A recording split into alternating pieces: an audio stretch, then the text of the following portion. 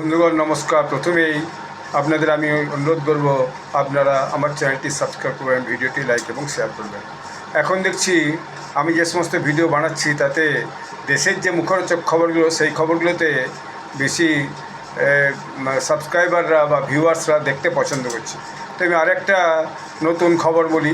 সেই খবরটা হচ্ছে, আপনারা ওদের মধ্যে জেনেছেন যে কংগ্রেস নেতা, দিল্লির নেতা পবন খেড়া, তিনি এই যে আসামে নির্বাচন হয়ে গেল, সেই নির্বাচনের ঠিক কদিন আগে একটা প্রেস কনফারেন্স করেছিলেন। গৌরব গগৈ ছিলেন, অর্থাৎ আসামের যিনি কংগ্রেসের প্রধান মলাই এখন, তিনি সেখানে একটা কমপ্লেন করেছিলেন আসামের মুখ্যমন্ত্রী হিমন্ত বিশ্ব শর্মার স্ত্রীর এগেনস্টে, রিঙ্কি ভূঁইয়া শর্মা। তার এগেনস্টে একটা কমপ্লেন করেছেন যে তার নাকি 3টা দেশের পাসপোর্ট আছে এবং তিনি নাকি একটা কোম্পানি তৈরি করেছে এবং সেই কোম্পানিতে অনেক টাকা সুদিয়েছেন, এই জাতীয়। আমি সবটা শুনিনি, একটুখানি আমি সোশ্যাল মিডিয়াতে যা পেয়েছি সেটা আমি আপনাদেরকে বললাম।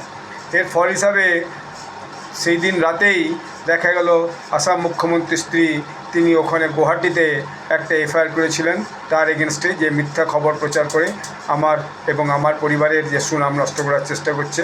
সেই হিসাবে তার পরদিনই আসাম পুলিশ দিল্লিতে পবন খেড়ার বাড়িতে অভিযান চালায় এবং তার বাড়ি সার্চ করে।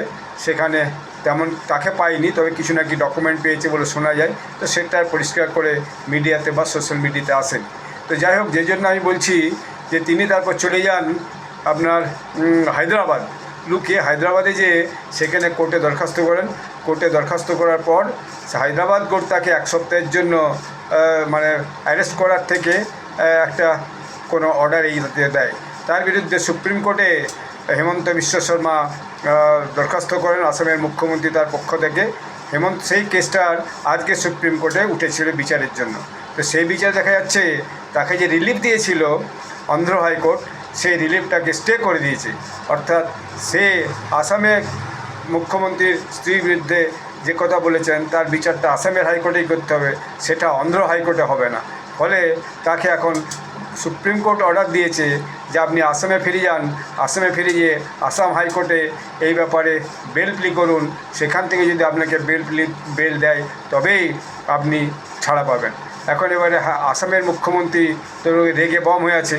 তিনি একটা প্রেস কনফারেন্স করে ভোটের আগেই বলেছিলেন, আমি পবন খেড়াকে পবন পেড়া বানিয়ে দেবো, এই যাতে। অর্থাৎ প্রচণ্ড ক্ষুব্ধ হয়েছেন তিনি তার স্ত্রীর নামে এই সমস্ত অপবাদ দেওয়ার জন্য।